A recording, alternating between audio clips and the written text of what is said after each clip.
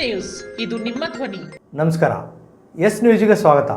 ನಾನು ಎಸ್ ದೇವೇಂದ್ರಗೌಡ. ಇಂದಿನ ಮುಖ್ಯಾಂಶಗಳು. ಹುಬ್ಬಳ್ಳಿಯ ನೇಹಾ ಕೊಲೆ ಖಂಡಿಸಿ ನಾಗರಿಕ ಹಿತರಕ್ಷಣಾ ವೇದಿಕೆ ರಸ್ತೆ ತಡೆದು ಪ್ರತಿಭಟನೆ. ಸಂಸದೀಯ ಪ್ರಜಾತಂತ್ರದ ಮೇಲೆ ದಾಳಿ ನಡೆಸುತ್ತಿರುವ ಬಿಜೆಪಿಯನ್ನು ಸೋಲಿಸಿ ಶಿವಸುಂದರ್. ಕಿನ್ನಾಳದಲ್ಲಿ ಹೆಣ್ಣು ಮಗುವಿನ ಭೀಕರ ಕೊಲೆ. ರಾಜಶೇಖರ್ ಹಿಟ್ನಾಳ್ ಪರ ಹಂಪನಗೌಡ ಬಾದರ್ಲಿ ಮತಯಾಚನೆ. ಧರ್ಮ ರಾಜಕಾರಣಕ್ಕೊಂದು ಶವ ಬೇಕಾಗಿತ್ತು, ಫಯಾಜ್ ಕೊಟ್ಟು ಬಿಟ್ಟ. Doctor K Sharifa. ವಾರ್ತೆಗಳ ವಿವರ. ಹುಬ್ಬಳ್ಳಿಯ ನೇಹಾ ಕೊಲೆ ಖಂಡಿಸಿ ಆರೋಪಿಗೆ ಗಲ್ಲು ಶಿಕ್ಷೆ ನೀಡುವಂತೆ ಆಗ್ರಹಿಸಿ ನಗರದಲ್ಲಿ ರಸ್ತೆ ತಡೆ ನಡೆಸಿ ತಹಸೀಲ್ದಾರ್ ಮೂಲಕ ಸರ್ಕಾರಕ್ಕೆ ನಾಗರಿಕ ಹಿತರಕ್ಷಣಾ ವೇದಿಕೆಯಿಂದ ಮನವಿ ಪತ್ರ ಸಲ್ಲಿಸಲಾಯಿತು. ತಾಲೂಕಾ ನಾಗರಿಕ ಹಿತರಕ್ಷಣಾ ವೇದಿಕೆ ಹಾಗೂ ವಿವಿಧ ಮಠಗಳ ಸ್ವಾಮಿಗಳ ನೇತೃತ್ವದಲ್ಲಿ ನಗರದ ಗಂಜ್ ಗಣೇಶ್ ಗುಡಿಯಿಂದ ಪ್ರತಿಭಟನಾ ಮೆರವಣಿಗೆ ನಡೆಸಿ ಆರೋಪಿಯನ್ನು ಗಲ್ಲಿಗೇರಿಸುವಂತೆ ಪ್ರತಿಭಟನಾಕಾರರು ಸರ್ಕಾರವನ್ನು ಒತ್ತಾಯ ಮಾಡಿ ತಮ್ಮ ಆಕ್ರೋಶ ವ್ಯಕ್ತಪಡಿಸಿದರು. ಮೆರವಣಿಗೆ ನಂತರ ಗಾಂಧಿ ವೃತ್ತದಲ್ಲಿ ರಸ್ತೆ ತಡೆ ನಡೆಸಿದರು. ಇದರಿಂದ ಕೆಲ ಸಮಯ ರಸ್ತೆ ಸಂಚಾರ ಅಸ್ತವ್ಯಸ್ತಗೊಂಡು ಪ್ರಯಾಣಿಕರು ತೊಂದರೆ ಅನುಭವಿಸಿದರು. ನಂತರ ತಹಸೀಲ್ದಾರ್ ಮೂಲಕ ಸರ್ಕಾರಕ್ಕೆ ಮನವಿ ಪತ್ರ ಸಲ್ಲಿಸಲಾಯಿತು. ಹುಬ್ಬಳ್ಳಿಯ ನೇಹಾ ಕೊಲೆ ಇಡೀ ರಾಜ್ಯಾದ್ಯಂತ ತೀವ್ರ ಆಕ್ರೋಶ ವ್ಯಕ್ತವಾಗುತ್ತಿದೆ. ಆರೋಪಿಯನ್ನು ಗಲ್ಲಿಗೇರಿಸಲು ಸರ್ಕಾರಕ್ಕೆ ಅಧಿಕಾರ ಇಲ್ಲ, ಆ ತಾಕತ್ತು ಸಿದ್ದರಾಮಯ್ಯಗೆ ಇಲ್ಲ. ಅದನ್ನು ನ್ಯಾಯಾಲಯ ಆದೇಶ ಮಾಡಬೇಕು. ಆದ್ದರಿಂದ ಕೊಲೆ ಆರೋಪಿಯನ್ನು ಎನ್ಕೌಂಟರ್ ಮಾಡಬೇಕು. ಇದರಿಂದ ಮುಂದೆ ಇಂತಹ ಪ್ರಕರಣ ಮರುಕಳಿಸುವುದಿಲ್ಲ ಎಂದು ಬಿಜೆಪಿಯ ಹಿರಿಯ ಮುಖಂಡ ಹಾಗೂ ಮಾಜಿ ಸಂಸದ ಕೆ ವಿರೂಪಾಕ್ಷಪ್ಪ ಮಾತನಾಡಿದರು. ಹಿಂದೆ ತಾಲೂಕಿನ ಬಂಗಾಲಿ ಕ್ಯಾಂಪ್ನಲ್ಲಿ ಅಲ್ಪಸಂಖ್ಯಾತ ಯುವಕರು ದೇವಸ್ಥಾನದಲ್ಲಿ ನಮಾಜ್ ಮಾಡಿ ಅಲ್ಲಾಹು ಅಕ್ಬರ್ ಎಂದು ಘೋಷಣೆ ಕೂಗಿದರು. ಈಗ ಹುಬ್ಬಳ್ಳಿಯ ನೇಹಾ ಕೊಲೆ ಪ್ರಕರಣ, ಇದನ್ನು ಸರ್ಕಾರ ಗಂಭೀರವಾಗಿ ಪರಿಗಣಿಸಿ ಆರೋಪಿಗೆ ಕಠಿಣ ಶಿಕ್ಷೆ ನೀಡುವಂತೆ ಜೆಡಿಎಸ್ ತಾಲೂಕು ಅಧ್ಯಕ್ಷ ಬಸವರಾಜ ನಾಡಗೌಡ ಸರ್ಕಾರವನ್ನು ಆಗ್ರಹಪಡಿಸಿದರು. ನಗರದ 3 ಮೈಲ್ ಕ್ಯಾಂಪಿನ ಕರಿಬಸವ ನಗರದ ರಂಭಾಪುರಿ ಸೋಮನಾಥ ಶಿವಾಚಾರ್ಯರು, ಎದ್ದಲ್ದೊಡ್ಡಿ ಶ್ರೀಗಳು ಹೋರಾಟದಲ್ಲಿ ಭಾಗವಹಿಸಿ ಸರ್ಕಾರ ಆರೋಪಿಯನ್ನು ಹಿಂದೂಗಳ ಕೈಗೆ ನೀಡಿದರೆ ಅವರಿಗೆ ತಕ್ಕ ಶಿಕ್ಷೆ ನೀಡುತ್ತಾರೆ, ಇದರಿಂದ ಮುಂದೆ ಹಿಂದೂ ಹೆಣ್ಣು ಮಕ್ಕಳನ್ನು ಮುಟ್ಟುವುದಿಲ್ಲ ಎಂದು ಮಾತನಾಡಿದರು. ನಾಗರಿಕ ಹಿತರಕ್ಷಣಾ ಸಮಿತಿಯ ಮುಖಂಡರು ಹಾಗೂ ವಿವಿಧ ರಾಜಕೀಯ ಪಕ್ಷಗಳ ಮುಖಂಡರಾದ ಪಂಪನಗೌಡ ಬಾದರ್ಲಿ, ಪಂಪಣ್ಣ, ರವಿ ಹಿರೇಮಠ್, ವೀರೇಶ್ ಯಡಿಯೂರ್ಮಠ್, ಸಿದ್ದರಾಮೇಶ್ವರ ಆದಿಬಸವ, ಎನ್ ಅಂಬರೀಶ್, ವೈ ನರೇಂದ್ರನಾಥ್, ವೀರಭದ್ರಪ್ಪ ವಕೀಲರು, ಕೆ ರಾಜಶೇಖರ್, ಹನುಮೇಶ್, ಎಸ್ ಶರಣೇಗೌಡ, ಮಧ್ವಾಚಾರ್, ರಾಜೇಶ್ ಹಿರೇಮಠ್, ಸೋಮನಗೌಡ ಬಾದರ್ಲಿ, ಪ್ರಭುರಾಜ್, ಶಂಕರಗೌಡ ಎಲೆಕೋಡ್ಲಿಗಿ, ಯಲುಸಾ ಬದಿ, ಬಾಬುಗೌಡ ಬಾದರ್ಲಿ, ಅಂಬ್ರೇಗೌಡ ಯರ್ಪಾಪುರ್, ಗಂಗಾವತಿ ಶ್ರೀಕಾಂತ್, ಶಿವಲೀಲಾ ಹಿರೇಮಠ್, ರವಿ ಬಾಂಡಿಗ, ಮಹಾವೀರ್ ಜೈನ್, ಚಂದ್ರಕಲಾ, ಶೈಲಜಾ, ಸಹನಾ ಹಿರೇಮಠ್, ನಾಗರತ್ನ, ಮಂಜುಳಾ ಪಾಟೀಲ್, ಸುನಂದ, ಪ್ರೇಮಾ ಸಿದ್ಧಾಂತಿಮಠ್, ಬ್ರಾಹ್ಮಣ ಸಮಾಜ, ಸೋಮವಂಶ ಸಮಾಜ, ಈಡ್ಗ ಸಮಾಜ, ಸಿಂಪಿ ಸಮಾಜ, ಕಮ್ಮಾವಾರಿ ಸಂಘ ಸಮಾಜದ ಮುಖಂಡರು ಪ್ರತಿಭಟನೆಯಲ್ಲಿ ಭಾಗವಹಿಸಿದ್ದರು. ಆ ಹುಡುಗಿಯನ್ನು ರೂಟ್ನಲ್ಲಿ ಕರ್ಕೊಂಡೋಗಿ ಅತ್ಯಾಚಾರ ಮಾಡುವಂತ ಯತ್ನ ಮಾಡಿದೆ. ಹಾಗಾಗಿ ಬಂಧುಗಳ ಇವತ್ತು ಕರ್ನಾಟಕದಲ್ಲಿ ಇವತ್ತು ತುಘಲಕ್ ಸರ್ಕಾರ ಆಡಳಿತ ನಡೆಸುತ್ತಿದೆ. ನಾವು ನೋಡಿರಬಹುದು, ಕರ್ನಾಟಕ ಹನುಮನ್ ಹುಟ್ಟಿದ ನಾಡು, ಹೇಗೆ ಉತ್ತರ ಪ್ರದೇಶ ರಾಮನ್ ಹುಟ್ಟಿದ ನಾಡನು, ಹೇಗೆ ಉತ್ತರ ಪ್ರದೇಶ ಕೃಷ್ಣ ಹುಟ್ಟಿದ ನಾಡನು, ಅದೇ ತರ ಹನುಮನ್ ಹುಟ್ಟಿದ ನಾಡು ಕರ್ನಾಟಕ. ಕರ್ನಾಟಕದಲ್ಲಿ ಹನುಮಾನ್ ಚಾಲೀಸ ಹಾಕಿದರೆ ಕೆಲವಿಷ್ಟು ಮುಸಲ್ಮಾನ ಪುಂಡರು, ಮತಾಂಧರು ಆ ವ್ಯಕ್ತಿಯನ್ನ ಹೊರಗಡೆ ಕರ್ಕೊಂಡು ಬಂದು ಎಳೆದು ಬೆಳೀತಾರೆ. ಮೊನ್ನೆ ರಾಮನವಮಿ ದಿನ ರಾಮನ ಜಪ ಮಾಡಿದಕ್ಕೆ ಕಾರಿನಲ್ಲಿ ಕೂತಿರುವಂತ ವ್ಯಕ್ತಿಯ ಕಾರ್ ಗ್ಲಾಸ್ ಹಿಡಿದು ಅಲ್ಲಾಹು ಅಕ್ಬರ್ ಅಂತ ಕೂಗು ಅಂತ ಹೇಳ್ತಾರೆ. ಬಂಧುಗಳೇ, ಇವತ್ತೇನು ಸಿದ್ದರಾಮಯ್ಯನವರು ನಡೆಸುತ್ತಿರುವಂತಹ ಸರ್ಕಾರ ಸಂಪೂರ್ಣವಾಗಿ ಮುಸಲ್ಮಾನರ ಓಲೈಕೆಗಾಗಿ ನಿಂತಿದೆ. ವಿರೋಧ ಪಕ್ಷ ಮುಕ್ತ ಸರ್ಕಾರ ರಚಿಸುತ್ತೇವೆ ಎನ್ನುವ ಬಿಜೆಪಿ ನೇತೃತ್ವದ ಕೇಂದ್ರ ಸರ್ಕಾರ ಸಂಸದೀಯ ಪ್ರಜಾತಂತ್ರದ ಮೇಲೆ ದಾಳಿ ಮಾಡುತ್ತಿದೆ. ಈ ಬಾರಿ ಲೋಕಸಭಾ ಚುನಾವಣೆಯಲ್ಲಿ ಬಿಜೆಪಿಯನ್ನು ಸೋಲಿಸುವ ಮೂಲಕ ಪ್ರಜಾತಂತ್ರವನ್ನು ಉಳಿಸಬೇಕೆಂದು ಹಿರಿಯ ಸಾಹಿತಿ ಶಿವಸುಂದರ್ ಹೇಳಿದರು. ನಗರದ ಕೋಟೆ ಈರಣ್ಣ ಕಲ್ಯಾಣ ಮಂಟಪದಲ್ಲಿ ಪ್ರಜಾಪ್ರಭುತ್ವ ರಕ್ಷಣಾ ವೇದಿಕೆಯಿಂದ ಹಮ್ಮಿಕೊಂಡಿದ್ದ ಜನಜಾಗೃತಿ ಸಮಾವೇಶವನ್ನು ಉದ್ಘಾಟಿಸಿ ಮಾತನಾಡಿದರು. ಪ್ರಧಾನಿ ನರೇಂದ್ರ ಮೋದಿಯವರು ಈ ದೇಶ ಮುಸ್ಲಿಮರಿಗೆ ಸೇರಿದ್ದಲ್ಲ ಎಂದು ಭಾಷಣ ಮಾಡುವ ಮೂಲಕ ಈ ದೇಶದ ಜನರ ಬಾಂಧವ್ಯಕ್ಕೆ ಬೆಂಕಿ ಹಚ್ಚುವ ಕೆಲಸ ಮಾಡಿ ಈ ದೇಶದ ಜನರ ಮೇಲೆ ಯುದ್ಧ ಸಾರಿದ್ದಾರೆ. ದೇಶದಲ್ಲಿ ಹಿಟ್ಲರ್ ಸರ್ಕಾರದ ಮಾದರಿಯಂತೆ ಬಿಜೆಪಿಯವರು ಕೆಲಸ ಮಾಡುತ್ತಿದ್ದಾರೆ. 1932ರಲ್ಲಿ ಜರ್ಮನಿಯಲ್ಲಿ ಗಣರಾಜ್ಯವಿತ್ತು. ಹಿಟ್ಲರ್ ಆಡಳಿತಕ್ಕೆ ಬಂದ ನಂತರ ಗಣರಾಜ್ಯವನ್ನು ತೆಗೆದುಹಾಕಲಾಯಿತು. ಅದೇ ರೀತಿಯಲ್ಲಿ ಪ್ರಧಾನಿ ನರೇಂದ್ರ ಮೋದಿ ಕೆಲಸ ಮಾಡುತ್ತಿದ್ದಾರೆ. ಸಂವಿಧಾನ ವಿರೋಧಿ, ಮೀಸಲಾತಿ ವಿರೋಧಿ ಬಿಜೆಪಿಯನ್ನು ಸೋಲಿಸಿ ದೇಶ ಉಳಿಸುವ ಕೆಲಸ ಪ್ರತಿಯೊಬ್ಬರೂ ಮಾಡಬೇಕೆಂದರು. ಈ ದೇಶದ ಜನರು ಈ ದೇಶದ ಮಾಲೀಕರು. ನಮ್ಮ ಪರವಾಗಿ ಧ್ವನಿ ಎತ್ತಲು ಶಾಸಕರು, ಸಂಸದರು ಆಯ್ಕೆ ಮಾಡಲಾಗುತ್ತದೆ. ಆದರೆ BJP ಸರ್ಕಾರ ಸಂಸದೀಯ ಪ್ರಜಾತಂತ್ರವನ್ನು ತೆಗೆದುಹಾಕುವ ಕೆಲಸ ಮಾಡುತ್ತಿದೆ. 166 ಸಂಸದರನ್ನು ಅಮಾನತು ಮಾಡುವ ಮೂಲಕ ಈ ಹಿಂದೆ ಈ ದೇಶದಲ್ಲಿ ಎಂದಿಗೂ ಯಾವ ಸರ್ಕಾರವೂ ಮಾಡದ ಕೆಲಸ BJP ಮಾಡಿತು. ಸಂಸತ್ತಿನಲ್ಲಿ ವಿಪಕ್ಷಗಳೇ ಇಲ್ಲದಿರುವ ಸಮಯದಲ್ಲಿ ತಮಗೆ ಬೇಕಾದ ಕಾನೂನುಗಳನ್ನು ಜಾರಿ ಮಾಡಿಕೊಂಡಿದೆ. ಈ ದೇಶದ ಸಂಪತ್ತನ್ನು ಕೆಲವು ಜನರಿಗೆ ಮಾರುವ ಕೆಲಸ BJP ಸರ್ಕಾರ ಮಾಡುತ್ತಿದೆ. ಅಂಬೇಡ್ಕರ್ ಅವರು ದೇಶಕ್ಕೆ ನೀಡಿದ ಸಂವಿಧಾನ ಸರಿಯಾದ ರೀತಿಯಲ್ಲಿ ಅನುಷ್ಠಾನಕ್ಕೆ ಬಂದಿದ್ದರೆ BJP ಅಧಿಕಾರಕ್ಕೆ ಬರುತ್ತಿದ್ದಿಲ್ಲ. ಕಳೆದ 10 ವರ್ಷ ಅಧಿಕಾರ ನಡೆಸಿದ BJP ಸರ್ಕಾರ ದೇಶದ ಸಾಮಾಜಿಕ ಹಂದರಕ್ಕೆ ಸಾವಿರಾರು ಚೂರು ಹಾಕಿ ಹಿರಿದಿದೆ ಎಂದು ವಿವರಿಸಿದರು. ಈ ಸಂದರ್ಭದಲ್ಲಿ ಪ್ರಜಾಪ್ರಭುತ್ವ ರಕ್ಷಣಾ ವೇದಿಕೆಯ T. Hussain Sab, Chandrashekhar Gorebal, DH Pujar, ಬಾಷುಮಿಯಾ, Allamprabhu ಬೆಡದೂರ್, ಬಸವಂತರಾಯಗೌಡ Kallur, Nagaraj Pujar, Rudrappa ಪಗಡದಿನ್ನಿ, DH ಕಂಬ್ಳಿ, S. Devendra Gowda ಸೇರಿದಂತೆ ಅನೇಕರು ಉಪಸ್ಥಿತರಿದ್ದರು. ಭಾರತಕ್ಕೆ ಏನಾಗಿದೆ ದುರಂತ ಅಂದರೆ ಶಿಕ್ಷಣ ಅನ್ನುವುದು ಹದಗೆಟ್ಟು ಹೋಗಿದೆ. ಯಾಕೆ ಹದಗೆಟ್ಟು ಹೋಗಿದೆ ಅಂದರೆ ಅಲ್ಲಿಯ ರಾಜ್ಯ ಭಾಷೆಗಳನ್ನು ಕಡೆಗಣಿಸಲಾಗುತ್ತಿದೆ. ಮೋದಿಯವರಿಗೆ ಬಹಳ ದೊಡ್ಡ ಒಂದು ಬೆಂಬಲ ಇದೆಯಲ್ಲ, ದೇಶಭಕ್ತಿಯ ಬಗ್ಗೆ ನೀವು ಮಾತಾಡ್ತಿರಲ್ಲ, ದೇಶದ ಸಂಸ್ಕೃತಿಯ ಬಗ್ಗೆ ಮಾತಾಡ್ತಿರಲ್ಲ, ಆಯಾ ರಾಜ್ಯಗಳಲ್ಲಿ ಆಯಾ ರಾಜ್ಯ ಭಾಷೆಯೇ ಅಲ್ಲಿಯ ಶಿಕ್ಷಣ ಮಾಧ್ಯಮ ಆಗಬೇಕು ಅನ್ನುವುದನ್ನು ಯಾಕೆ ತರಲಿಕ್ಕೆ ಇವರಿಗೆ ಸಾಧ್ಯ ಆಗ್ತಾ ಇಲ್ಲ? ಪ್ರಾಮಾಣಿಕತೆ ಇದ್ದರೆ ಮಾತ್ರ, ಅದರಿಂದ ಮಾತ್ರ ಮೋದಿಯನ್ನು ಸೋಲಿಸೋದಕ್ಕೆ ಸಾಧ್ಯ. ಅಂಥ ಚಳುವಳಿಯನ್ನು ಕಟ್ಟಬೇಕು, ಫ್ಯಾಸಿಸಮ್ನ ಸೋಲಿಸಬೇಕು. ಕೊನೆ ಮಾತು, ಜಗತ್ತಿನ ಇತಿಹಾಸದಲ್ಲಿ ಚುನಾವಣೆಗಳ ಮೂಲಕ ಫ್ಯಾಸಿಸ್ಟರು ಅಧಿಕಾರಕ್ಕೆ ಬಂದಿದ್ದಾರೆ. ಹಿಟ್ಲರ್ ಆಗಿರ್ಬೋದು, ಮುಸೋಲಿನಿ ಆಗಿರ್ಬೋದು. ಆದರೆ ಜಗತ್ತಿನ ಯಾವ ಇತಿಹಾಸದಲ್ಲೂ ಚುನಾವಣೆಗಳ ಮೂಲಕ ಫ್ಯಾಸಿಸ್ಟರನ್ನು ಸೋಲಿಸಿದ ಉದಾಹರಣೆ ಇಲ್ಲ.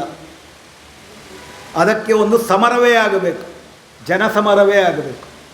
2024 ಚುನಾವಣೆಯ ಫಲಿತಾಂಶ ಏನೇ ಇದ್ದರೂ ಈ ದೇಶವನ್ನು ನಮಗಾಗಿ ಉಳಿಸಿಕೊಳ್ಳುವುದಕ್ಕೆ ಆ ಜನಸಮರಕ್ಕೆ ನಾವು ಸಜ್ಜಾಗಬೇಕು ಅಂತೇಳಿ ನನ್ನ ಮಾತು. ಕೊಪ್ಪಳ ಜಿಲ್ಲೆ ಕಿನ್ನಾಳ ಗ್ರಾಮದಲ್ಲಿ ಕಳೆದ 3-4 ದಿವಸಗಳಿಂದ ಕಾಣೆಯಾಗಿದ್ದ 7 ವರ್ಷದ ಬಾಲಕಿ ಅನುಶ್ರೀ ಇಂದು ಶವವಾಗಿ ಪತ್ತೆಯಾಗಿದ್ದಾಳೆ. ಕಳೆದ 3-4 ದಿನಗಳಿಂದಲೂ ಕಾಣೆಯಾಗಿದ್ದ ಅನುಶ್ರೀಗಾಗಿ ಪಾಲಕರು ಹುಡುಕಾಟ ನಡೆಸಿದರು. ಮಗುವನ್ನು ತುಂಡು ತುಂಡಾಗಿ ಕತ್ತರಿಸಿ 25 kg ಚೀಲದಲ್ಲಿ ಇಟ್ಟಿರುವುದು ಓಣಿಯ ಸಂದಿಯಲ್ಲಿ ಪತ್ತೆಯಾಗಿದೆ. ಖಾಸಗಿ ಶಾಲೆಯಲ್ಲಿ ಇಂಗ್ಲಿಷ್ ಮಾಧ್ಯಮದ 2ನೇ ತರಗತಿಯಲ್ಲಿ ಅನುಶ್ರೀ ವಿದ್ಯಾಭ್ಯಾಸ ಮಾಡುತ್ತಿದ್ದಳು. ತಂದೆಯು ಕೊಪ್ಪಳದ ನಗರದಲ್ಲಿ ಇಸ್ತ್ರಿ ಅಂಗಡಿ ಇಟ್ಟು ಬಟ್ಟೆಗಳನ್ನು ಇಸ್ತ್ರಿ ಮಾಡುವುದು, ಬಟ್ಟೆ ತೊಳೆಯುವ ಕೆಲಸ ಮಾಡುತ್ತಾರೆ. ತಾಯಿಯೂ ಕೂಡ ಮನೆಗಳಲ್ಲಿ ಬಟ್ಟೆ ತೊಳೆಯುವ ಮನೆ ಕೆಲಸಗಳನ್ನು ಮಾಡಿ ಜೀವನವನ್ನು ಸಾಗಿಸುತ್ತಿದ್ದರು. ಕಿನ್ನಾಳದಿಂದ ಕೊಪ್ಪಳಕ್ಕೆ ದಿನಾಲು ಕೆಲಸಕ್ಕೆ ಹೋಗುತ್ತಿದ್ದರು. ಹೀಗಾಗಿ ಮಕ್ಕಳನ್ನು ಮನೆಯಲ್ಲಿ ಅಜ್ಜಿ ಈ ಮಗುವನ್ನು ನೋಡಿಕೊಳ್ಳುತ್ತಿದ್ದರು. ಮಗು ಮಧ್ಯಾಹ್ನದ ಸುಮಾರಿಗೆ ಆಟವಾಡಲು ಮನೆಯಿಂದ ಹೊರಗೆ ಹೋಗಿದೆ. ಹೋದ ಮಗು ವಾಪಸ್ ಸಂಜೆಯಾದರೂ ಮನೆಗೆ ಬರಲಿಲ್ಲ. ಅನುಮಾನಗೊಂಡಂತೆ ಅಜ್ಜಿ ಮತ್ತು ಕುಟುಂಬದವರು ಹಾಗೂ ಮನೆಯ ಸುತ್ತಮುತ್ತಲ ಜನ ಹುಡುಕಾಡಿದರು. ಮಗುವಿನ ಸುಳಿವು ಸಿಗಲೇ ಇಲ್ಲ. 2-3 ದಿನಗಳಿಂದ ಮಗುವನ್ನು ಹುಡುಕಿದರೂ ಸಿಗಲೇ ಇಲ್ಲ. ಆದರೆ ಇಂದು ಶವವಾಗಿ ಸಿಕ್ಕ ಮಗಳನ್ನು ಕಂಡು ಕಿನ್ನಾಳ ಗ್ರಾಮವೇ ಕಣ್ಣೀರು ಹಾಕಿದೆ. ಸುದ್ದಿ ತಿಳಿಯುತ್ತಿದ್ದಂತೆ 100 ಜನ ಸೇರಿ 10 ಸುತ್ತಮುತ್ತಲಿನ ಗ್ರಾಮದ ಜನರು ತಂಡೋಪತಂಡೋಪವಾಗಿ ಬಂದು ಈ ಕೃತ್ಯವನ್ನು ಖಂಡಿಸಿದ್ದಾರೆ. ಕೊಪ್ಪಳ ಪೊಲೀಸ್ ಠಾಣೆಯಲ್ಲಿ ದೂರು ದಾಖಲಾಗಿದೆ. ಪೊಲೀಸರು ತನಿಖೆ ನಡೆಸುತ್ತಿದ್ದಾರೆ. ಹೆಣ್ಣು ಮಕ್ಕಳ ಮೇಲೆ ದೌರ್ಜನ್ಯ, ಹಿಂಸೆ, ಕೊಲೆ, ಅತ್ಯಾಚಾರ ಹೀಗೆ ಹಲವಾರು ಕೃತ್ಯಗಳು ಮೇಲಿಂದ ಮೇಲೆ ನಡೆಯುತ್ತಿವೆ. ಈ ಎಲ್ಲ ಕೃತ್ಯಗಳನ್ನು ಗಮನಿಸಿದರೆ ನಿಜಕ್ಕೂ ನಾಗರಿಕ ಸಮಾಜವೇ ತಲೆ ತಗ್ಗಿಸುವ ವಿಚಾರ ಇದು. ಇಂತಹ ಕೃತ್ಯಗಳು ಮುಂದೆ ನಡೆಯಬಾರದು. ಹಾಗಾಗಿ ಪೊಲೀಸರು ಈ ಕೃತ್ಯವನ್ನು ಗಂಭೀರವಾಗಿ ಪರಿಗಣಿಸಿ ಉನ್ನತ ಮಟ್ಟದ ತನಿಖೆ ನಡೆಸಿ ಇದರ ಹಿಂದೆ ಯಾರಿದ್ದಾರೆ ಎನ್ನುವುದನ್ನು ಪತ್ತೆ ಹಚ್ಚಿ ಅವರನ್ನು ಬಂಧಿಸಿ ಕಠಿಣ ಶಿಕ್ಷೆಯನ್ನು ಒದಗಿಸಬೇಕು. ಅನುಶ್ರೀ ಸಾವಿಗೆ ನ್ಯಾಯ ಸಿಗಲೇಬೇಕು ಎನ್ನುವುದು ಗ್ರಾಮಸ್ಥರ ಒತ್ತಾಯ. ಸಿಂಧನೂರು ವಿಧಾನಸಭಾ ಕ್ಷೇತ್ರದ ರಾಗಲ್ಪರ್ವಿ ಜಿಲ್ಲಾ ಪಂಚಾಯತ್ ವ್ಯಾಪ್ತಿಯ ಕಾಂಗ್ರೆಸ್ ಪಕ್ಷದ ಮುಖಂಡರ ಕಾರ್ಯಕರ್ತರ ಸಭೆ ನಡೆಸಿ ಕೊಪ್ಪಳ ಲೋಕಸಭೆಯ ಕಾಂಗ್ರೆಸ್ ಅಭ್ಯರ್ಥಿ ರಾಜಶೇಖರ್ ಹಿಟ್ನಾಳ್ ಪರ ಶಾಸಕರಾದ ಹಂಪನಗೌಡ ಬಾದಲಿಯವರು ಮತಯಾಚನೆ ಮಾಡಿದರು. ಈ ಸಂದರ್ಭದಲ್ಲಿ ಸಚಿವರಾದ ಶಿವರಾಜ್ ತಂಗಡಗಿ, ರಾಯಚೂರು ಜಿಲ್ಲಾ ಅಧ್ಯಕ್ಷರಾದ ಶ್ರೀ ಬಸವರಾಜ ಪಾಟೀಲ್ ಇಟಗಿ, ಕೆಪಿಸಿಸಿ ಕಾರ್ಯಾಧ್ಯಕ್ಷರಾದ ಶ್ರೀ ವಸಂತ್ ಕುಮಾರ್, ಮುಖಂಡರಾದ ಕಾಳಿಂಗಪ್ಪ ವಕೀಲರು, ಕೊಪ್ಪಳ ಜಿಲ್ಲಾ ಗ್ಯಾರಂಟಿ ಪ್ರಾಧಿಕಾರದ ಅಧ್ಯಕ್ಷರಾದ ಶ್ರೀನಿವಾಸ ರೆಡ್ಡಿ, ಸಿಂಧನೂರು ನಗರ ಬ್ಲಾಕ್ ಕಾಂಗ್ರೆಸ್ ಅಧ್ಯಕ್ಷರಾದ ಕಾಜಿ ಮಲಿಕ್ ವಕೀಲರು, ಮುಖಂಡರಾದ ದೊಡ್ಡಮರಯ್ಯ, ರೆಡ್ಡಪ್ಪ ಗೌಡ, ದುರ್ಗಪ್ಪ, ಮಾಜಿ ಗ್ರಾಮ ಪಂಚಾಯತ್ ಅಧ್ಯಕ್ಷರು ಹನುಮಂತಪ್ಪ, ನಾಗರಾಜ್, ರಾಮಪ್ಪ, ಅರುಣ್ಕುಮಾರ್ ನಾಯಕ್ ಆಪಲ್ ಪರ್ವಿ, ಹನುಮೇಶ್ ಸಾಲ್ಗುಂದ, ಸುಲೇಮಾನ್ ವಕೀಲರು, ಉದಯಗೌಡ ಗಿಣಿವಾರ್, ಸಾಬಣ್ಣ ನಾಯಕ್, ಮಹಿಳಾ ಮುಖಂಡರಾದ ಶ್ರೀಮತಿ ಶ್ರೀದೇವಿ ಶ್ರೀನಿವಾಸ್ ಸೇರಿದಂತೆ ರಾಗಲ್ಪರ್ವಿ ಗ್ರಾಮದ ಅನೇಕ ಮುಖಂಡರು, ಕಾರ್ಯಕರ್ತರು, ಮಹಿಳೆಯರು ಇದ್ದರು. ಹಿಂದೂ ಮತ್ತು ಮುಸ್ಲಿಂ ಸಂಘಟನೆಗಳು ಘೋರ ಅಪರಾಧ ಎಸಗಿರುವ ಫಯಾಜ್ಗೆ ಕಠಿಣ ಶಿಕ್ಷೆ ವಿಧಿಸಲು ಆಗ್ರಹಿಸುತ್ತಿವೆ. ಆ ಅಮಾಯಕ ಜೀವ ನೇಹಾಳಿಗೆ ನ್ಯಾಯ ಸಿಗಬೇಕು. ಹಿಂದೂ ಮುಸ್ಲಿಂ ಸೌಹಾರ್ದತೆಗೆ ಭಂಗ ತರುವ ರೀತಿಯಲ್ಲಿ ಪ್ರಚೋದನಕಾರಿ ಭಾಷಣ ಮಾಡುವುದನ್ನೇ ವೃತ್ತಿ ಮಾಡಿಕೊಂಡ ಚಕ್ರವರ್ತಿ ಸೂಲಿಬೆಲೆ, ಶಾಸಕ ಬಸನಗೌಡ ಯತ್ನಾಳ್ ಮುಂತಾದವರು ನೇಹಾ ಮನೆಗೆ ಧಾವಿಸಿ ರಾಜಕೀಯ ಬಣ್ಣ ಕೊಡಲು ಯತ್ನಿಸುತ್ತಿದ್ದಾರೆ. ಒಬ್ಬ ಅಮಾಯಕ ಹೆಣ್ಣು ಮಕ್ಕಳ ಸಾವನ್ನು ರಾಜಕೀಯಕ್ಕೆ ಬಳಸಿಕೊಳ್ಳುವ ನೀಚತನಕ್ಕೆ ಧಿಕ್ಕಾರವಿಲ್ಲ ಎನ್ನುತ್ತಾರೆ ಡಾಕ್ಟರ್ ಕೆ ಶರೀಫಾ. ನಮ್ಮ ಪುರುಷ ಪ್ರಧಾನ ಸಮಾಜ ಒಬ್ಬ ಹೆಣ್ಣಿನ ತಿರಸ್ಕಾರವನ್ನು ಎಂದಿಗೂ ಸಹಿಸಲಾರದು. ತನ್ನ ಮೇಲರಿಮೆಯಿಂದ ಕೊಳೆತ ಮನಸ್ಥಿತಿಯ ಪುರುಷ ತನ್ನ ತಿರಸ್ಕಾರವನ್ನು ಎಂದಿಗೂ ಸಹಿಸಲಾರ. ಪುರುಷ ತನ್ನ ಅಹಂಕಾರ, ಕ್ರೌರ್ಯದ ನಡೆ, ದರ್ಪದ ಮನೋಭೂಮಿಕೆಯನ್ನು ತ್ಯಜಿಸುವುದು ಯಾವಾಗ? ಕ್ರೌರ್ಯ, ಹಿಂಸೆ, ಅಸಹನೆ, ಮಹಿಳೆಯರ ಮೇಲಿನ ದೌರ್ಜನ್ಯಕ್ಕೆ ಯಾವುದೇ ಜಾತಿ ಧರ್ಮದ ಹಂಗಿಲ್ಲ. ಒಬ್ಬ ಅಮಾಯಕ ಹೆಣ್ಣು ಮಕ್ಕಳ ಸಾವನ್ನು ರಾಜಕೀಯಕ್ಕೆ ಬಳಸಿಕೊಳ್ಳುವ ನೀಚತನಕ್ಕೆ ಧಿಕ್ಕಾರವಿರಲಿ. ಕೇವಲ 15 ದಿನಗಳ ಹಿಂದೆ ಈ ಕೊಲೆಗಿಂತಲೂ ಭೀಕರವಾಗಿ ಕೊಲೆಯಾಗಿರುವ ರುಕ್ಸಾಳನನ್ನು ಒಂದು ಮಗು ಮಾಡಿದ ಪ್ರದೀಪ ರುಕ್ಸಾಳನನ್ನು ಕೊಲೆ ಮಾಡಿ ಸುಟ್ಟು ಹಾಕಿದಾಗ ಮಗುವನ್ನು ಅನಾಥವಾಗಿ ತಳ್ಳುಬಂಡಿಯ ಮೇಲಿಟ್ಟು ಓಡಿ ಹೋದ ಪ್ರದೀಪನ ಬಗ್ಗೆ ಯಾವುದೇ ಹಿಂದೂ ಮುಖಂಡರು ಈ ಘಟನೆಯನ್ನು ಖಂಡಿಸಲಿಲ್ಲ, ಪ್ರತಿಭಟಿಸಲಿಲ್ಲ. ಕೆಲವು ತಿಂಗಳ ಹಿಂದೆ ಏರ್ ಇಂಡಿಯಾ ನೌಕರ ಪ್ರವೀಣ್ ಚೌಗ್ಲೆ ತಾನು ಮದುವೆಯಾಗಿ ಮಕ್ಕಳಿದ್ದರೂ ಮುಸ್ಲಿಂ ಹುಡುಗಿ ಅಯ್ಯುನಾಳ ಬೆನ್ನು ಬಿದ್ದಿದ್ದ. ಅವನ ಪ್ರೀತಿಯನ್ನು ನಿರಾಕರಿಸಿದ್ದಕ್ಕೆ ಅವಳ ಮನೆಗೆ ನುಗ್ಗಿ ಆಕೆಯ ಜೊತೆ ತಾಯಿ, ಸೋದರಿ ಹಾಗೂ ಸೋದರನನ್ನು ಬರ್ಬರವಾಗಿ ಕೊಂದು ಹಾಕಿದಾಗ ಈ ಸಂಘ ಪರಿವಾರದವರು ಪ್ರತಿಭಟಿಸಲಿಲ್ಲ. ಹಿಂದೂ ಮುಸ್ಲಿಂ ಸೌಹಾರ್ದತೆಗೆ ಭಂಗ ತರುವ ರೀತಿಯಲ್ಲಿ ಪ್ರಚೋದನಕಾರಿ ಭಾಷಣ ಮಾಡುವುದನ್ನೇ ವೃತ್ತಿ ಮಾಡಿಕೊಂಡ ಚಕ್ರವರ್ತಿ ಸೂಲಿಬೆಲೆ, ಬಸನಗೌಡ ಯತ್ನಾಳ್ ಮುಂತಾದವರು ನೇಹಾ ಮನೆಗೆ ಧಾವಿಸಿ ರಾಜಕೀಯ ಬಣ್ಣ ಕೊಡಲು ಮುಂದಾಗಿದ್ದಾರೆ. ಬಿಜೆಪಿ ರಾಷ್ಟ್ರೀಯ ಅಧ್ಯಕ್ಷ JP ನಡ್ಡಾ ದೆಹಲಿಯಿಂದ ನೇಹಾ ಮನೆಗೆ ಧಾವಿಸಿದ್ದು ನೋಡಿದರೆ ಈ ಪ್ರಕರಣವನ್ನು ಬಿಜೆಪಿಯವರು ತಮ್ಮ ಲಾಭಕ್ಕಾಗಿ ಬಳಕೆ ಮಾಡಲು ಹುನ್ನಾರ ನಡೆಸಿದ್ದಾರೆ ಎಂಬುದು ಸ್ಪಷ್ಟ. ಇಂದು ನೇಹಾ, ರುಕ್ಸಾನಾ, ಆಯಾನ ಹೀಗೆ ಅಮಾಯಕರ ಜೀವ ನುಂಗಿದ ಹಂತಕರಿಗೆ ಶಿಕ್ಷೆಯಾಗಲಿ. ಯಾರದೇ ಸಾವನ್ನು ರಾಜಕೀಯಕ್ಕೆ ಬಳಸಿಕೊಳ್ಳುವವರಿಗೆ ಜನರೇ ಸರಿಯಾದ ಶಿಕ್ಷೆ ನೀಡಬೇಕು. ಯಾವುದೇ ಅಮಾನವೀಯ ಘಟನೆ ನಡೆದಾಗ ಅವರ ಜಾತಿ, ಧರ್ಮ, ಪಕ್ಷ, ಭೇದ ಪ್ರದೇಶಗಳನ್ನು ನೋಡದೆ ನಾವು ಕೇವಲ ಮನುಷ್ಯರಾಗಿ ಇಂತಹ ಘಟನೆಗಳನ್ನು ನೋಡಬೇಕಾಗಿದೆ. ಅಮಾನುಷ ಕೊಲೆಗಳನ್ನು ವಿರೋಧಿಸಲೇಬೇಕಾಗಿದೆ. ಚುನಾವಣೆ ಈ ಹೊತ್ತಿನಲ್ಲಿ ಬಿಜೆಪಿ ರಾಜ್ಯವ್ಯಾಪಿ ಪ್ರತಿಭಟನೆ ನಡೆಸಿರುವುದು ತಮ್ಮ ಬೇಳೆ ಬೆಳೆಸಿಕೊಳ್ಳುವ ಉದ್ದೇಶಕ್ಕಾಗಿ ಎಂಬುದು ಜನ ಮರೆಯಬಾರದು ಎನ್ನುವುದು ಡಾಕ್ಟರ್ ಕೆ ಶರೀಫಾ ಅವರ ಸ್ಪಷ್ಟವಾದ ಅನಿಸಿಕೆ. ಕೊಪ್ಪಳ ಲೋಕಸಭಾ ಕ್ಷೇತ್ರದ ಕಾಂಗ್ರೆಸ್ ಪಕ್ಷದ ಅಭ್ಯರ್ಥಿ ರಾಜಶೇಖರ್ ಹಿಟ್ನಾಳ್ಗೆ ಮತ ನೀಡುವಂತೆ ಕೆಪಿಸಿಸಿ ಪ್ರಧಾನ ಕಾರ್ಯದರ್ಶಿ ಬಸನಗೌಡ ಬಾದಲಿ ಅವರು ಸಾಲಗುಂದ ಗ್ರಾಮದಲ್ಲಿ ಮತಯಾಚನೆ ಮಾಡಿದರು. ಕಾಂಗ್ರೆಸ್ ಪಕ್ಷ ನುಡಿದಂತೆ ನಡೆದಿದೆ. ಪಂಚ ಗ್ಯಾರಂಟಿಗಳನ್ನು ಈಗಾಗಲೇ ಜಾರಿ ಮಾಡಿದ್ದೇವೆ. ಬಿಜೆಪಿ ಬರೀ ಸುಳ್ಳು ಹೇಳುವ ಪಕ್ಷ. ಕರ್ನಾಟಕಕ್ಕೆ ಬರಬೇಕಾದ ಬರ ಪರಿಹಾರ ನೀಡದೆ ಅನ್ಯಾಯ ಮಾಡಿದ ಪಕ್ಷ. ಹೇಗೆ ಅನ್ಯಾಯ ಮಾಡಿದೆ ಎಂದು ನಮ್ಮ ಪಕ್ಷದ ಮುಖಂಡರು ಸಚಿವರಾದ ಕೃಷ್ಣ ಬೈರೇಗೌಡರು ವಿವರವಾಗಿ ಜನರ ಮುಂದೆ ಮಂಡಿಸಿದ್ದಾರೆ. ಕರ್ನಾಟಕಕ್ಕೆ ಮೋಸ ಮಾಡಿದ ಬಿಜೆಪಿಗೆ ಮತ ನೀಡದೆ ಕಾಂಗ್ರೆಸ್ ಪಕ್ಷದ ಅಭ್ಯರ್ಥಿಯಾದ ಶ್ರೀ ರಾಜಶೇಖರ್ ಹಿಟ್ನಾಳ್ ಇವರ ಪರವಾಗಿ ಸಾಲಗುಂದ ಗ್ರಾಮದ ಪಂಚಾಯಿತಿ ವ್ಯಾಪ್ತಿಯ ಕಾರ್ಯಕರ್ತರ ಸಭೆ ಮಾಡುವುದರ ಮೂಲಕ ಮತಯಾಚನೆ ಮಾಡಿ ಈ ಬಾರಿ ಕಾಂಗ್ರೆಸ್ ಪಕ್ಷವನ್ನು ಗೆಲ್ಲಿಸುವಲ್ಲಿ ಎಲ್ಲರೂ ಶ್ರಮವಹಿಸಲು ಬಸನಗೌಡ ಬಾದರ್ಲಿ ವಿನಂತಿಸಿದರು. ಈ ಸಂದರ್ಭದಲ್ಲಿ ಸಾಲಗುಂದ ಗ್ರಾಮ ಪಂಚಾಯಿತಿ ವ್ಯಾಪ್ತಿಯಲ್ಲಿ ಬರುವ ಗ್ರಾಮಗಳ ಮುಖಂಡರು, ಕಾರ್ಯಕರ್ತರು, ಅಭಿಮಾನಿಗಳು ಮತ್ತು ಇತರರು ಉಪಸ್ಥಿತರಿದ್ದರು. ಮತ್ತೊಮ್ಮೆ ಮುಖ್ಯಾಂಶಗಳು. ಹುಬ್ಬಳ್ಳಿಯ ನೇಹಾ ಕೊಲೆ ಖಂಡಿಸಿ ನಾಗರಿಕ ಹಿತರಕ್ಷಣಾ ವೇದಿಕೆ ರಸ್ತೆ ತಡೆದು ಪ್ರತಿಭಟನೆ. ಸಂಸದೀಯ ಪ್ರಜಾತಂತ್ರದ ಮೇಲೆ ದಾಳಿ ನಡೆಸುತ್ತಿರುವ ಬಿಜೆಪಿಯನ್ನು ಸೋಲಿಸಿ ಶಿವಸುಂದರ್. ಕಿನ್ನಾಳದಲ್ಲಿ ಹೆಣ್ಣು ಮಗುವಿನ ಭೀಕರ ಕೊಲೆ. ರಾಜಶೇಖರ್ ಹಿಟ್ನಾಳ್ ಪರ ಹಂಪನಗೌಡ ಬಾದರ್ಲಿ ಮತಯಾಚನೆ. ಧರ್ಮ ರಾಜಕಾರಣಕ್ಕೊಂದು ಶವ ಬೇಕಾಗಿತ್ತು, ಫಯಾಜ್ ಕೊಟ್ಟು ಬಿಟ್ಟ. Doctor K Sharifa. ಇಲ್ಲಿಗೆ ವಾರ್ತಾ ಪ್ರಸಾರ ಮುಕ್ತಾಯವಾಯಿತು. ನಿರಂತರ ಸುದ್ದಿಗಾಗಿ ವೀಕ್ಷಿಸಿ ಎಸ್ ನ್ಯೂಸ್. ಇದು ನಿಮ್ಮ ಧ್ವನಿ. ನಮಸ್ಕಾರ.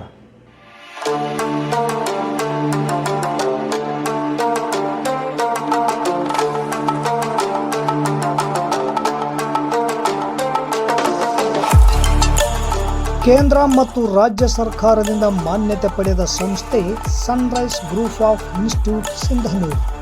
ನಿಮ್ಮ ಮಕ್ಕಳ ಉಜ್ವಲ ಭವಿಷ್ಯಕ್ಕಾಗಿ Sunrise college of pharmacy, school of nursing ಮತ್ತು ಪ್ಯಾರಾಮೆಡಿಕಲ್ ಕಾಲೇಜ್ ಸಿಂಧನೂರು ಈ ಸಂಸ್ಥೆಗೆ ಒಮ್ಮೆ ಭೇಟಿ ನೀಡಿ.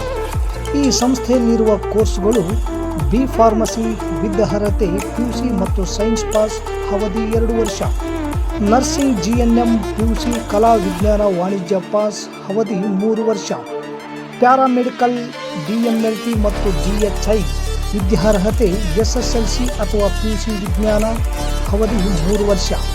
ಸಂಸ್ಥೆಯ ವಿಶೇಷತೆಗಳು: ಅನುಭವಿ ಉಪನ್ಯಾಸಕರಿಂದ ಬೋಧನೆ, ಪ್ರತಿ ಶನಿವಾರ ತಜ್ಞ ವೈದ್ಯರಿಂದ ವಿಶೇಷ ಉಪನ್ಯಾಸ, ಸುಸಜ್ಜಿತ ಕಟ್ಟಡ, ಸ್ಮಾರ್ಟ್ ಕ್ಲಾಸಸ್, CC ಕ್ಯಾಮೆರಾ ಅಳವಡಿಕೆ, ವಿದ್ಯಾರ್ಥಿಗಳಿಗಾಗಿ ಕಲಿಕಾ ಅನುಭವಕ್ಕಾಗಿ ಸಿಂಧನೂರು ಹಾಗೂ ವಿವಿಧ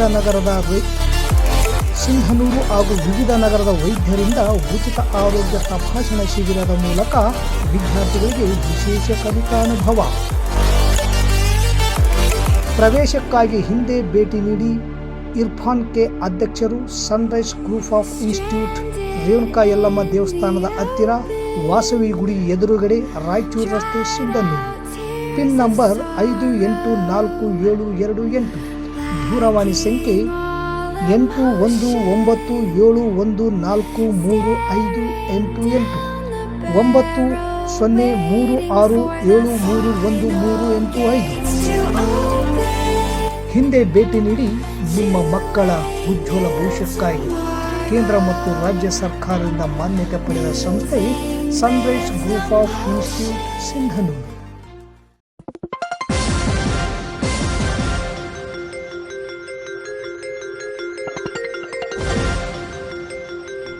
ಎಸ್ ನ್ಯೂಸ್, ಇದು ನಿಮ್ಮ ಧ್ವನಿ.